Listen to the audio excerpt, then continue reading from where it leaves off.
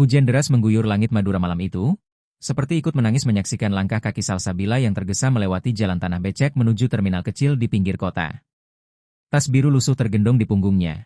Basah, berat, dan penuh dengan kenangan yang ditinggalkannya begitu saja. Tak ada pelukan, tak ada salam perpisahan. Ia hanya meninggalkan secarik surat yang diletakkan di bawah bantal ibunya yang tertidur dengan napas berat dan batuk tak henti. Surat itu basah oleh air mata sebelum tinta sempat mengering. "Mak, maafkan aku. Aku tahu ini salah. Tapi kalau aku bilang ke Mak, pasti Mak akan izinkan. Mak, tunggu aku pulang. Jangan mati dulu, ya?" Salsabila menguatkan hati. Ia tak tega melihat ibunya yang sudah setahun lebih terbaring akibat kanker stadium lanjut. BPJS tak cukup menanggung semua biaya kemoterapi. Adik sematawayangnya, Farhan, yang baru kelas 3 SMP, harus rela berhenti sekolah demi mencari uang jajan sendiri dengan mengamen di pasar Kolpajung. Hidup mereka seperti benang kusut yang tak tahu ujungnya. Salsabila sudah mencoba semuanya, dari menjahit, menjual kue, hingga nyambi bersih-bersih rumah tetangga, tapi tetap tak cukup. Maka saat tawaran jadi TKW datang dari Bu Hajar, calo yang sudah seperti dewa penolong di kampungnya, ia menggenggamnya seperti tiket hidup terakhir. Di dalam bus menuju Surabaya, Salsabila hanya bisa memeluk lutut dan menatap gelap di luar jendela. Pikirannya bercampur antara rasa bersalah dan harapan.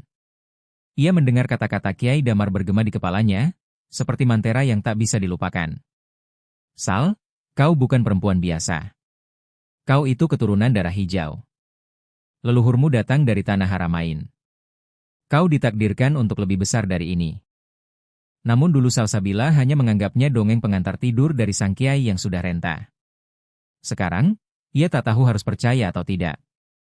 Tapi satu hal yang ia tahu, ia tak bisa tinggal diam di kampung ini menunggu semuanya mati perlahan.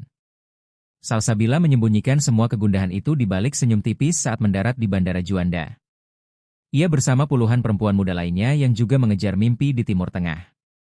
Ada yang tertawa, ada yang merekam vlog, ada pula yang menangis pelan. Tapi hanya Salsabila yang benar-benar pergi tanpa satupun pelukan perpisahan. Bahkan ponselnya dimatikan, ia tak sanggup menerima panggilan, apalagi dari Farhan, yang mungkin sedang mencari kakaknya di bawah ranjang atau berlari ke tetangga bertanya, "Kak Sal kemana?"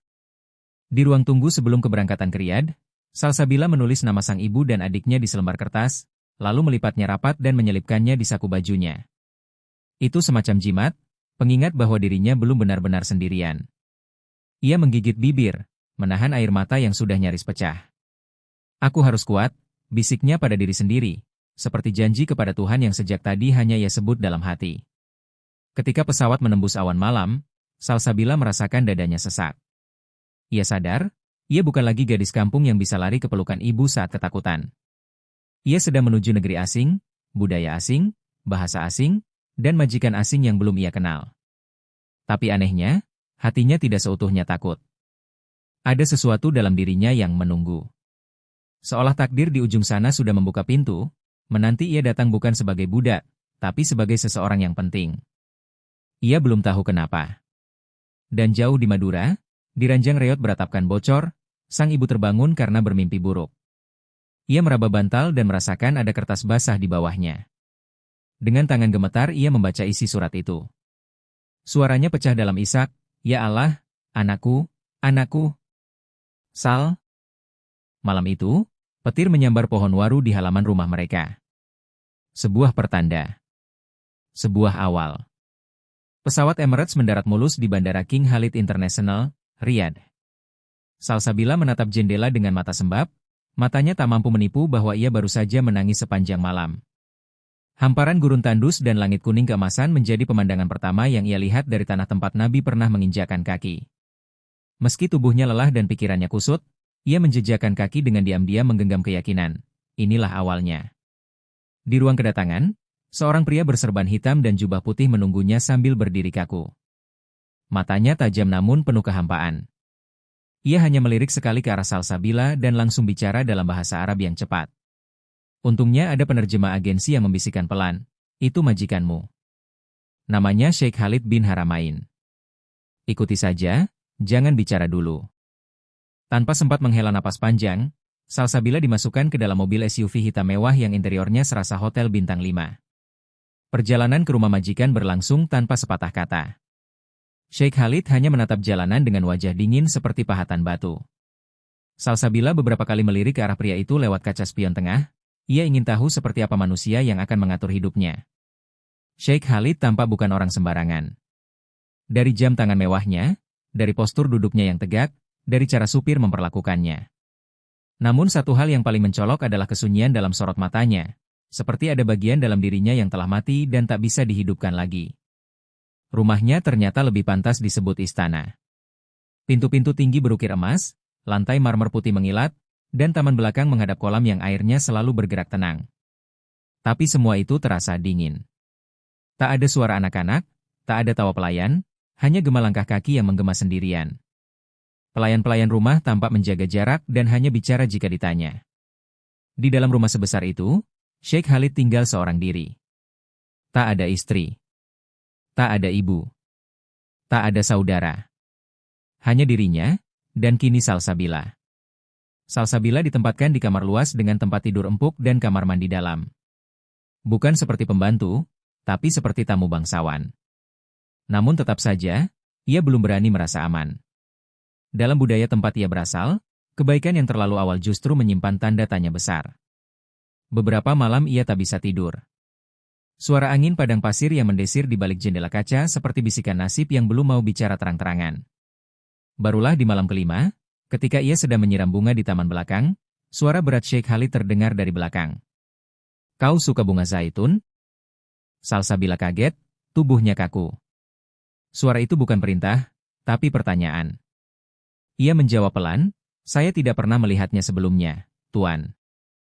Sheikh Khalid tersenyum samar, untuk pertama kalinya. "Bunga itu tidak tumbuh di gurun, tapi aku menanamnya karena istriku dulu suka. Ia sudah mati 10 tahun.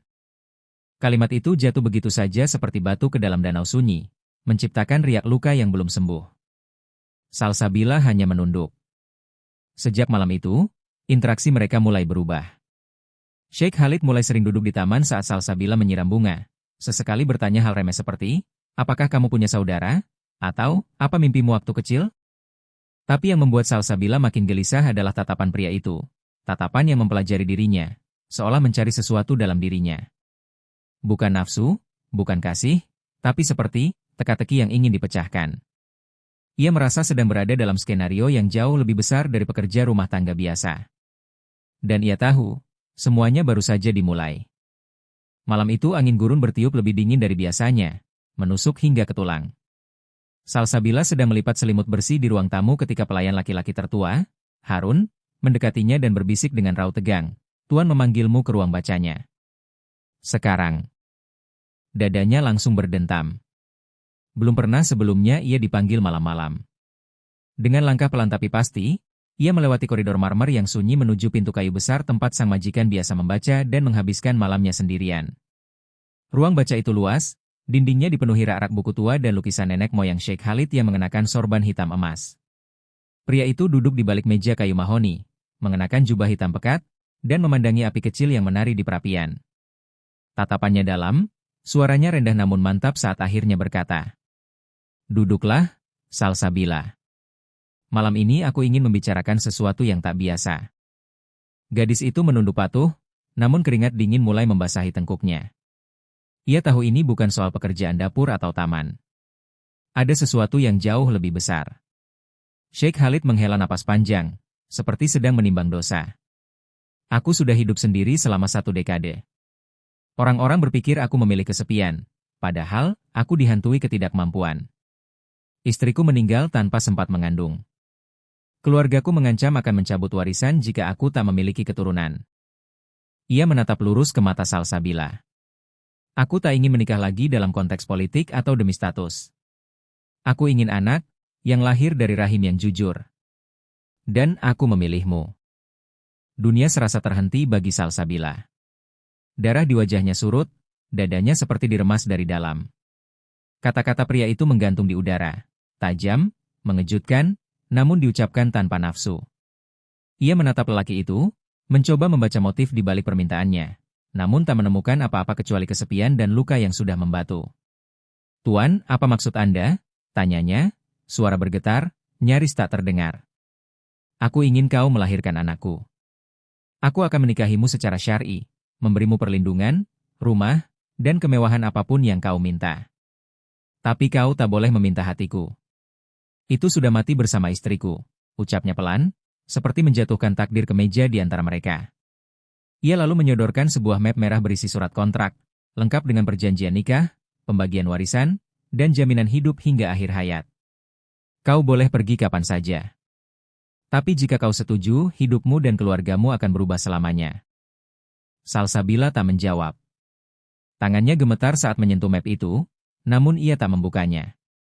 Kepalanya penuh dengan wajah ibunya yang terbaring lemah dan Farhan yang semakin kurus karena tak cukup makan. Tawaran itu bukan hanya menggoda. Ia seperti pintu keluar dari lorong gelap yang selama ini tak pernah ia tahu ada ujungnya.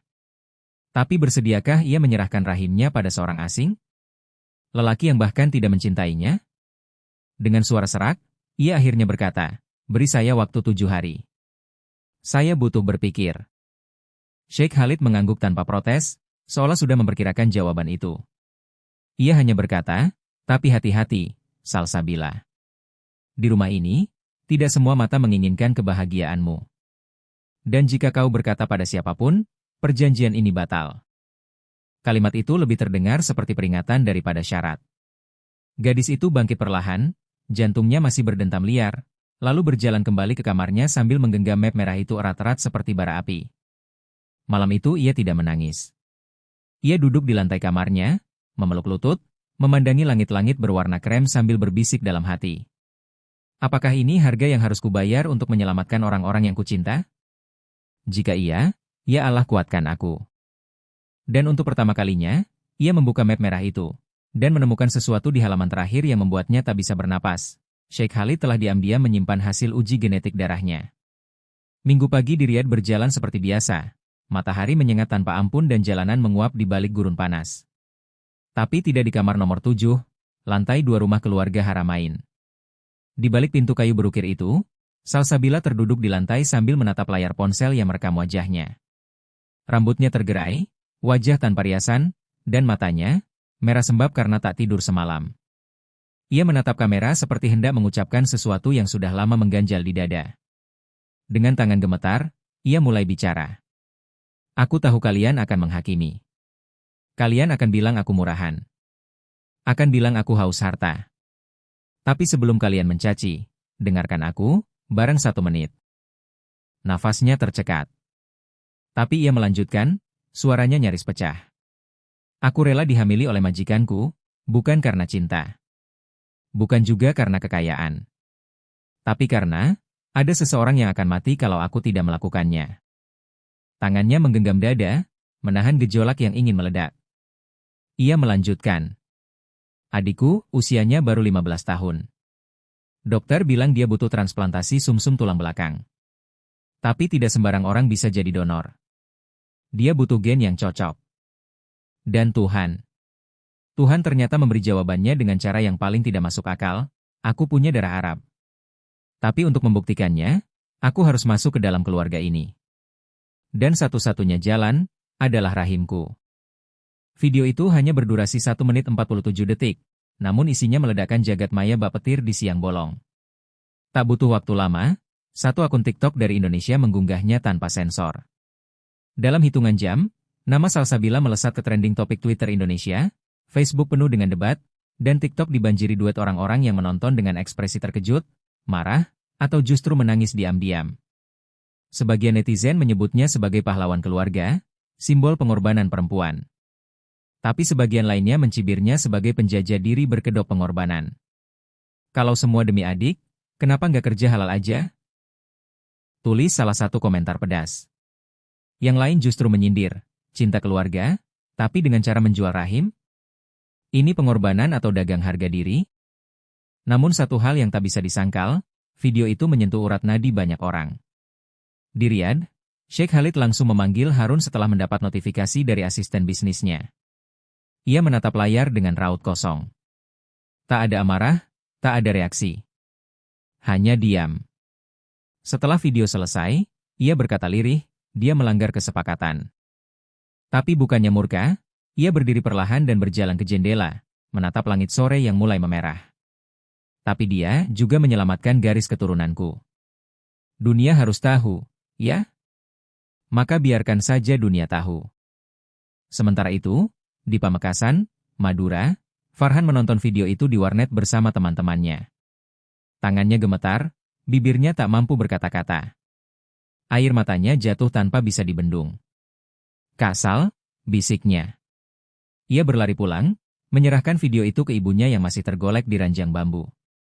Sang ibu hanya bisa menatap layar kecil itu dengan pandangan kabur dan dada sesak. "Anakku, kenapa harus sejauh ini?"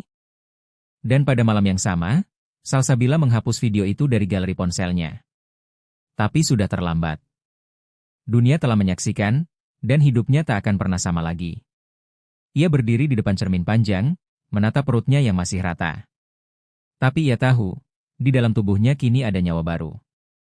Bukan hanya anak dari seorang sheikh, tapi juga kunci hidup adiknya, dan mungkin, takdir dua bangsa. Pagi itu langit riad gelap meski matahari sudah tinggi. Di dalam rumah megah keluarga Haramain, ketegangan menggantung di udara seperti kabut yang enggan menghilang. Setelah video pengakuan Salsabila viral, media Arab mulai melirik isu ini dengan berbagai versi yang simpang siur. Ada yang menyebutnya skandal, ada yang menyebutnya tipu muslihat, dan ada pula yang menuduh Sheikh Khalid telah menikahi pelayan demi harta. Namun di balik badai pemberitaan itu, sebuah kebenaran yang lebih tua sedang bangkit dari tidur panjangnya. Sheikh Khalid tak lagi berbicara banyak sejak malam video itu menyebar.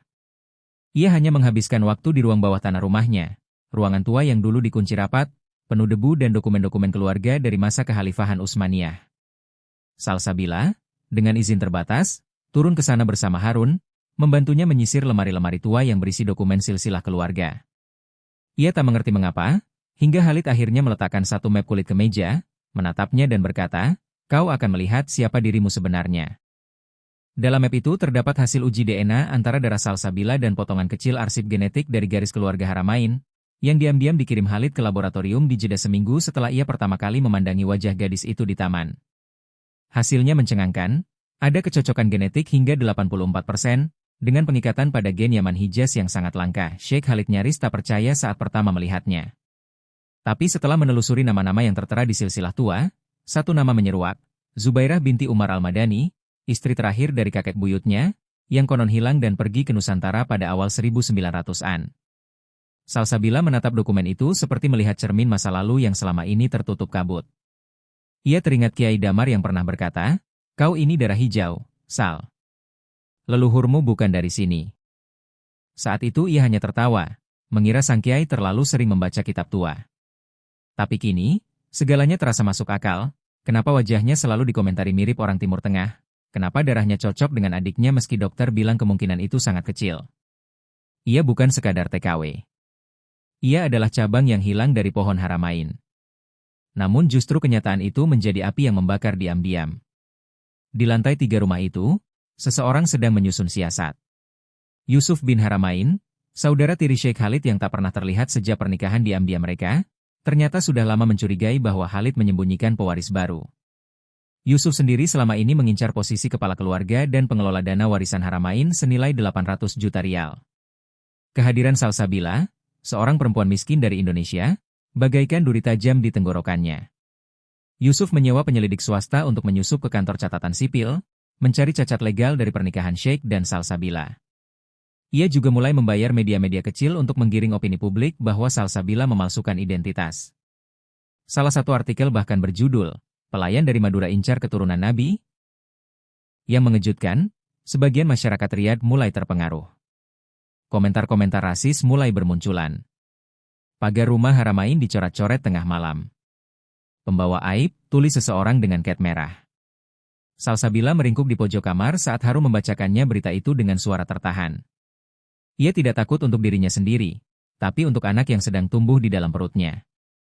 Ia menyentuh perutnya yang mulai mengeras, menutup mata dan berbisik, "Maafkan ibu, kamu belum lahir, tapi dunia sudah membencimu." Tangisnya pecah dalam diam, tak berani bersuara karena tahu, bahkan udara di rumah ini sudah dipenuhi pengkhianatan. Malamnya, Sheikh Khalid masuk ke kamar tanpa mengetuk. Ia membawa dokumen baru, surat pengesahan garis keturunan dari Dewan Silsilah Keluarga Hijaz. Dengan surat itu, anak Salsabila akan diakui sebagai pewaris sah Haramain. Tapi ia tahu Yusuf takkan tinggal diam. Mereka akan menuduhmu, mencabik reputasimu, bahkan mungkin memburumu, tapi ketahuilah, darahmu sah. Dan anakmu adalah masa depan yang mereka tak bisa tolak. Malam itu, langit riad mendung, jarang terjadi, seolah langit ikut menahan sesuatu. Di ruang kecil yang dulu digunakan sebagai tempat salat pribadi oleh ayah Sheikh Khalid, sebuah akad nikah sederhana dilangsungkan. Tak ada tamu, tak ada pelaminan, tak ada tawa bahagia. Hanya suara khusyuk karitua yang menjadi saksi bisu saat Sheikh Khalid menggenggam tangan wali dari pihak agensi dan mengucapkan ijab kabul dalam bahasa Arab yang menggetarkan dada. Salsabila, dengan gaun putih polos dan kerudung tipis, menunduk dalam haru. Ia kini resmi menjadi istri dari lelaki yang tak pernah ia bayangkan menjadi bagian dari hidupnya. Tak ada cincin, hanya surat nikah dan satu surat rahasia yang disimpan Sheikh Khalid dalam peti besi di ruang pribadinya. Surat wasiat yang menetapkan bahwa bila ia wafat sebelum anak dalam kandungan Salsabila lahir, maka seluruh warisan yang menjadi hak pewaris akan jatuh kepada anak itu. Dan hak pengasuhan serta pengelolaan harta akan dipegang penuh oleh Salsabila sebagai ibunya. Dokumen itu ditandatangani diam-diam di hadapan pengacara pribadi keluarga Haramain, yang kemudian meninggalkan rumah dengan wajah tegang, seolah membawa rahasia besar di balik jasnya. Setelah pernikahan itu, Salsabila resmi tinggal di kamar utama di lantai 2, kamar mendiang istri Sheikh Khalid. Namun alih-alih rasa nyaman, justru sunyi dan bayangan masa lalu memenuhi ruangan itu. Di atas meja rias, masih tergantung foto wanita cantik berpipi tirus dengan mata sendu. Salsabila menatapnya lama, lalu berkata pelan, "Maaf, aku tidak datang untuk menggantikanmu. Aku hanya ingin anakku hidup, dan adikku tetap bisa bernapas." Tapi kabar pernikahan itu tak bisa lama disembunyikan. Salah satu pelayan yang merasa terbuang, karena cemburu dan sakit hati, membocorkan dokumen pernikahan itu ke tangan Yusuf. Dan di tangannya, setiap informasi menjadi senjata. Dengan licik, ia menyusun narasi bahwa Sheikh Khalid tengah tidak waras, telah dikendalikan oleh perempuan asing yang mengaku sebagai keturunan Arab demi menguasai harta warisan. Ia menekan beberapa tokoh agama konservatif untuk meragukan keabsahan darah keturunan Salsabila. Malam demi malam dilalui dengan ketakutan. Sekali waktu, seseorang menyusup ke halaman rumah dan membuang botol berisi darah kambing ke depan pintu, simbol kutukan bagi keluarga yang dianggap mencemari garis suci. Salsabila hanya bisa memeluk perutnya, menahan rasa ngeri sambil berzikir dalam hati. Sheikh Khalid berusaha tegar, tapi semakin hari tubuhnya terlihat melemah. Sakit lama yang ia sembunyikan, gangguan jantung turunan, kembali kambuh setelah bertahun-tahun tak terasa. Tapi ia memilih diam. Di sela-sela malam yang lengang, Sheikh Khalid memanggil Salsabila ke ruang bacanya. Ia menyerahkan satu kunci kecil dari perak. "Jika aku tiada sebelum waktunya, buka peti besi di bawah tempat tidurku. Di sana ada semua jawaban. Surat wasiat, salinan DNA, dan suratku untuk anak kita." Matanya tampak sayu, namun mengandung tekad. "Aku tahu waktuku mungkin tak lama. Tapi aku akan mati tenang, jika tahu kau takkan menyerah memperjuangkan darah yang kini menyatu dalam dirimu." Salsabila hanya bisa menggenggam tangannya, dingin namun masih berdenyut. Di dalam hatinya berkecamuk ribuan rasa, takut, haru, tapi juga keberanian yang perlahan tumbuh. Ia tak pernah minta dihormati. Tapi kini, ia tak punya pilihan selain melindungi apa yang telah dititipkan kepadanya, seorang anak, dan nasib sebuah nama besar. Dan di balik semua itu, dari balik jendela kamar di lantai 3, Yusuf mengamati mereka dengan tatapan dingin. Ia tahu waktu makin sempit. Tapi ia juga tahu satu hal, perang diam-diam telah dimulai. Malam pekat menyelimuti istana Haramain ketika pintu kamar Salsabila didobrak seseorang dari luar. Ia terbangun dengan jantung melompat ke tenggorokan, mendapati Harum berdiri di ambang pintu dengan wajah pucat pasi. "Nyonya, cepat. Tuan Sheikh pingsan di ruang salat." Tanpa sempat mengenakan jilbab, Salsabila berlari melewati lorong gelap, hanya ditemani detak langkahnya dan bisikan panik para pelayan. Di atas sajadah usang, Sheikh Khalid terbaring lemah dengan wajah kebiruan, matanya terpejam, tubuhnya dingin. "Panggil ambulans," teriak Salsabila, meski suaranya nyaris hilang dilindas gemetar. Rumah itu mendadak seperti kapal karam. Semua panik, kecuali satu orang, Yusuf, yang muncul dari balik tangga dengan senyum tipis yang tak bisa disembunyikan. Ia memeluk dada dan berseru lantang kepada para pelayan, "Tuan besar sakit karena terlalu banyak memikirkan aib. Sudah saatnya rumah ini kembali ke tangan keluarga yang sah." Tak ada yang berani menentang. Bahkan Harun, yang paling setia sekalipun, hanya menunduk penuh getir. Sheikh Khalid dilarikan ke rumah sakit dalam kondisi kritis. Salsabila, dengan pakaian seadanya dan kerudung setengah terpasang, duduk di bangku ruang tunggu sambil memeluk perutnya. Air matanya tak berhenti mengalir. Bukan hanya karena suaminya sekarat, tapi karena ia tahu, saat ini, Yusuf sedang merancang pengambil alihan kuasa. Surat wasiat itu, satu-satunya pelindung mereka, masih tersembunyi di peti besi di kamar utama. Dan sekarang, kamar itu dijaga dua orang bertubuh kekar yang bukan pelayan, melainkan orang-orang suruhan Yusuf. Tanpa akses ke rumah dan tanpa bukti, status Salsabila kembali menjadi tak jelas. Rumah sakit menolak memberikan informasi karena ia dianggap bukan bagian dari keluarga inti. Yusuf menyebar dokumen yang meragukan legalitas pernikahannya. Lebih menyakitkan lagi, media mulai meliput kabar tentang wanita Indonesia yang mengaku-aku istri Sheikh. Foto-foto Salsabila tersebar dengan narasi kejam. Perempuan dari Timur Jauh perebut harta pewaris Rasulullah. Netizen yang dulu mendukung, kini mulai ragu. Dunia berubah cepat. Dalam keputusasaan, Salsabila nekat menghubungi satu-satunya orang yang ia percaya sejak kecil, Kiai Damar. Dengan bantuan Harun, ia mengirimkan voice note melalui aplikasi pesan. "Yai, aku butuh doa. Dunia seperti mau menelanku. Tapi aku takkan menyerah. Kalau memang darahku benar, maka Allah akan buktikan." Beberapa jam kemudian, Kiai membalas dengan suara berat namun lembut, "Sal, ini bukan hanya tentang darah. Ini tentang nyawa. Lindungi anakmu, dan cari peti itu." Di dalamnya bukan cuma surat, tapi juga rahasia Yusuf. Keesokan harinya, Salsabila kembali ke rumah, kali ini ditemani pengacara pribadi Sheikh Khalid yang diam-diam masih setia. Dengan izin darurat dari pengadilan, mereka mencoba membuka kamar utama. Tapi Yusuf sudah lebih dulu mengambil isi peti. Ruangan itu kosong. Di atas ranjang, hanya tersisa satu kertas berisi tulisan tangan. "Kau pikir ini permainan, Yusuf? Aku sudah menyiapkan pintu keluarnya sebelum kau lahir." Yusuf murka. Ia mengumpulkan semua pelayan dan memaksa mereka menandatangani pernyataan bahwa Salsabila adalah penyusup. Ia tahu, satu langkah lagi, dan ia bisa merebut seluruh kekuasaan. Tapi ia lupa satu hal, Salsabila bukan lagi gadis kampung yang bisa ditakut-takuti. Ia kini ibu dari seorang pewaris, istri sah yang sedang membawa darah bangsawan dalam rahimnya. Dan darah itu sedang bangkit. Malam itu, di kamar kecil di lantai bawah yang hanya diterangi lampu minyak, Salsabila menatap bayangannya di cermin. Bibirnya bergetar, tapi bukan karena takut. "Jika ini perang, maka aku takkan lari. Aku tak punya pasukan. Tapi aku punya kebenaran. Dan anak ini adalah senjataku." Riyadh diguyur hujan lebat untuk pertama kalinya dalam hampir setahun. Langit seolah pecah, mengguyurkan air ke bumi gurun yang selama ini haus. Di balik jendela rumah sakit, Salsabila terbaring lemah dengan infus menancap di lengan.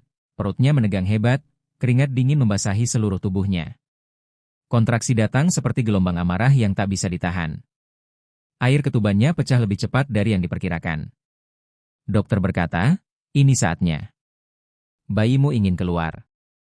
Tapi yang tadi katakan dokter adalah, nyawanya kini berada di ujung doa.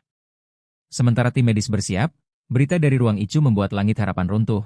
Sheikh Khalid dinyatakan koma, serangan jantung kedua datang lebih cepat dari yang diperkirakan. Ia masih hidup, tapi tubuhnya terbaring tak bergerak dengan alat bantu pernapasan menggantikan napas yang dulu begitu tegas. Salsabila hanya bisa menatap langit-langit ruang bersalin sambil merintih. "Tunggu aku, Tuan, tunggu anak kita melihat dunia." Tapi waktu tak menunggu. Dan anak itu memilih datang ketika ayahnya pergi ke ruang antara hidup dan mati. Proses persalinan berlangsung 9 jam. Salsabila hampir kehilangan kesadaran. Namun dalam satu jeritan panjang, disertai tangis langit dan suara petir dari kejauhan, tangisan bayi laki-laki menggema memenuhi ruang bersalin. Dokter menyatakan, "Selamat. Anak Anda lahir sehat, berat 3,2 kilogram." Saat bayi itu diletakkan di dada Salsabila, air mata meledak seperti bendungan jebol. Ia memeluk buah hatinya erat, bibirnya bergetar, "Kamu adalah nyawa yang kutukar dengan seluruh diriku." Di waktu yang bersamaan, Yusuf mengadakan konferensi pers. Ia mengumumkan bahwa Sheikh Khalid dalam keadaan kritis, dan ia sebagai satu-satunya kerabat laki-laki terdekat siap mengambil alih seluruh tanggung jawab keluarga Haramain. Ia menyebut pernikahan Khalid dengan seorang TKW sebagai kesalahan akibat tekanan batin. Tapi dunia tak tinggal diam. Sebuah organisasi perlindungan perempuan internasional yang telah mengikuti kasus ini sejak awal, mengungkap bukti video wasiat digital dari Khalid sendiri, direkam beberapa hari sebelum koma. Dalam video itu, Sheikh Khalid berkata dengan suara berat, "Jika aku tak mampu bangun lagi, catatlah, Salsabila adalah istriku yang sah, dan anak dalam kandungannya adalah darah dagingku. Mereka bukan tamu di rumahku. Mereka adalah pewarisnya." Video itu diputar oleh jaringan berita internasional. Seluruh narasi Yusuf runtuh dalam hitungan jam.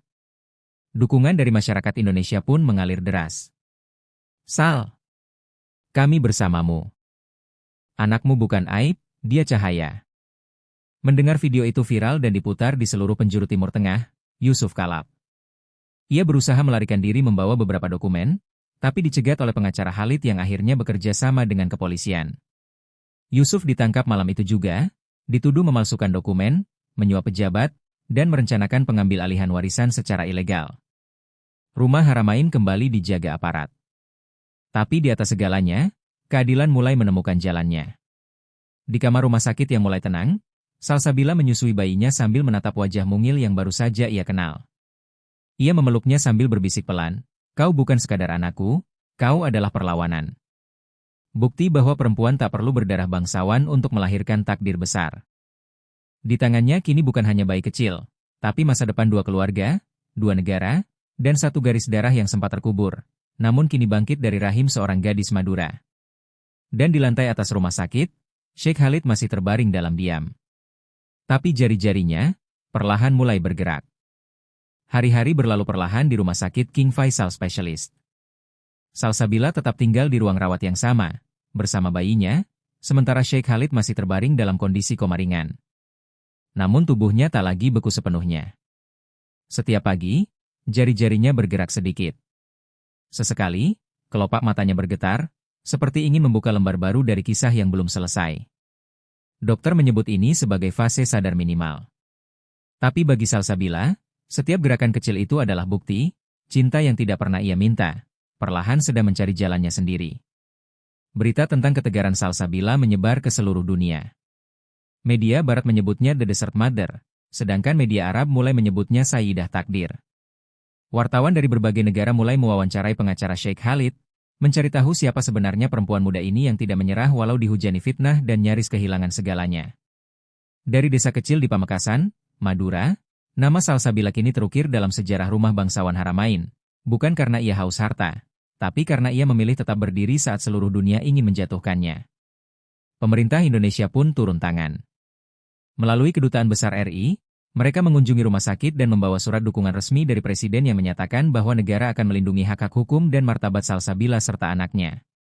Dalam konferensi pers, Duta Besar Indonesia mengatakan, "Salsabila bukan hanya TKW.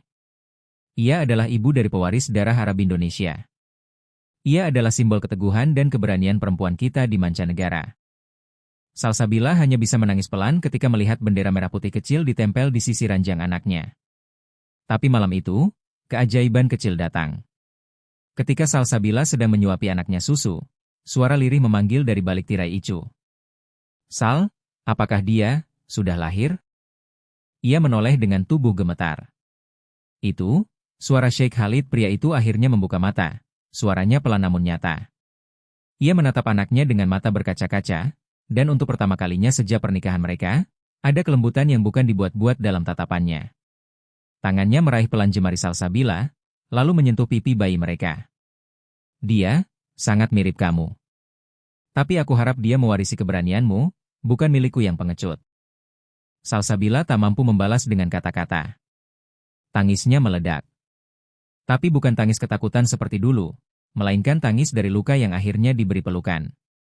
Sheikh Khalid menatapnya dan berkata pelan, "Aku tak pernah mengira bisa mencintaimu, bukan karena kau ibu dari anakku, tapi karena kau tetap tinggal saat aku pun tak sanggup mencintai diriku sendiri." Kalimat itu mengguncang jiwa Salsabila lebih kuat dari semua badai yang pernah ia hadapi. Hari-hari berikutnya menjadi awal baru bagi keluarga kecil itu. Sheikh Khalid perlahan pulih dan mulai kembali memimpin keluarganya. Namun kini, ia tidak lagi berdiri sendiri. Di sisinya ada seorang perempuan muda, sederhana, tapi memiliki nyali melebihi para bangsawan. Ia tak pernah meminta dihormati, namun dunia kini menghormatinya karena ia bertahan bukan untuk dirinya, tapi untuk hidup yang ia ciptakan dari luka. Di ruang utama rumah Haramain yang dulu terasa dingin dan penuh bayangan masa lalu, kini terdengar tawa bayi kecil yang baru belajar menggenggam jari ayahnya. Di pojok ruangan, foto istri lama Khalid diganti dengan lukisan Salsabila, bukan dalam balutan emas, tapi dalam bingkai kayu sederhana.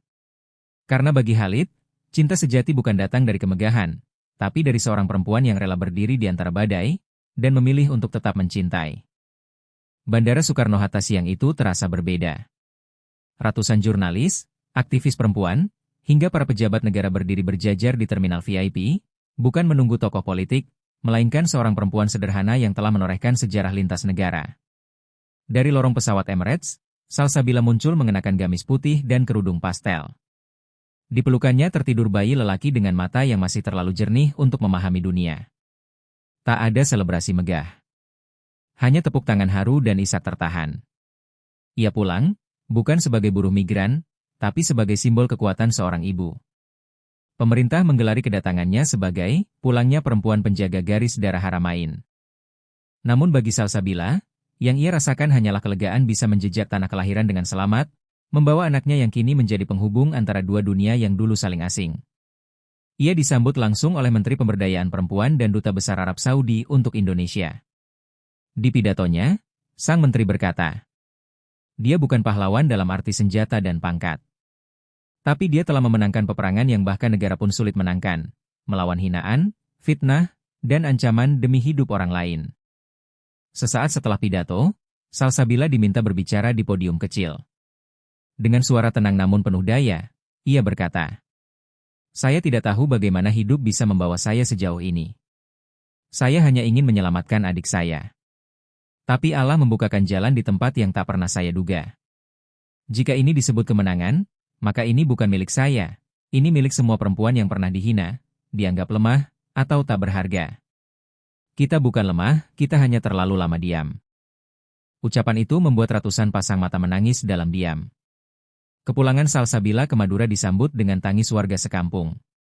Farhan, yang kini telah sembuh total berkat bantuan medis dari Arab Saudi, berlari memeluk kakaknya dengan erat. Ia menangis seperti anak kecil yang menemukan kembali pelindungnya. Sang ibu, yang dulu hanya bisa berdoa di atas tikar bambu, kini memeluk cucunya dengan tubuh yang masih lemah tapi penuh syukur. Rumah mereka yang dulu reot kini berdiri kokoh, dibangun bukan dari kemewahan, tapi dari air mata dan keberanian. Namun tak semua bagian dari dirinya kembali dengan utuh.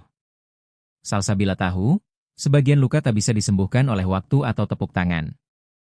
Ia memilih tinggal di Indonesia beberapa tahun, membesarkan anaknya di lingkungan sederhana, jauh dari politik warisan. Tapi surat dari Sheikh Khalid datang rutin, bukan sebagai suami yang memerintah, melainkan sebagai ayah yang rindu dan menghormati ruang luka yang belum sembuh. Hubungan mereka kini bukan karena paksaan, melainkan ikatan yang tumbuh dari luka yang saling mereka pahami. 5 tahun kemudian, nama Salsabila resmi tercatat sebagai salah satu Dewan Kehormatan Yayasan Internasional untuk Perlindungan Pekerja Migran Perempuan. Ia diundang ke berbagai negara, diminta berbicara tentang pengorbanan, identitas, dan martabat. Namun dalam setiap forum, ia selalu membuka pidatonya dengan kalimat sederhana. Saya hanyalah seorang perempuan desa yang ingin menyelamatkan adiknya. Sisanya, Allah yang atur. Dan pada suatu sore di Madura, di bawah pohon mangga di samping rumah barunya, Salsabila duduk menyulam sambil mengawasi anaknya bermain layangan. Bocah itu kini berusia 5 tahun, fasih 3 bahasa, dan mewarisi mata sendu ayahnya. Saat bocah itu berlari ke pelukannya sambil tertawa, Salsabila menatap langit dan membisikkan satu kalimat yang tak pernah ia sangka akan ia ucapkan. Terima kasih, ya Allah, karena kau bawa aku jatuh untuk akhirnya tahu rasanya terbang.